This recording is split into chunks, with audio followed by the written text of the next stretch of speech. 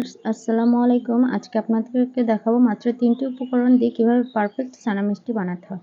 আমি half cup দুধ নিয়ে তার ভিতরে 1/3 কাপ ভিনেগার দিয়ে ছানা বানিয়ে নিয়েছি। এবার পরিষ্কার কাপড়ের মধ্যে ছানাটাকে নিয়ে ভালো মতো চেপে পানি বের করে নিতে হবে। আমি এটাকে কাপ দিয়ে 10 মিনিটের মতো রেখে দিয়েছিলাম। এবার কাপটা দিয়ে ভালো মতো চেপে পানি বের করে নিচ্ছি। এবার আমি এই ছানাটাকে একদম ভালো মতো মথে নেব। আপনার এই মাখানোটা যত ভালো হবে আপনার মিষ্টিটাও তেমন পারফেক্ট হবে। পারফেক্ট মিষ্টির জন্য আপনাকে এই ছানাটা একদম ভালো মতো মথে নিতে হবে। আমি এর মধ্যে 1 টেবিল চামচের মতো ময়দা দিয়ে দিলাম।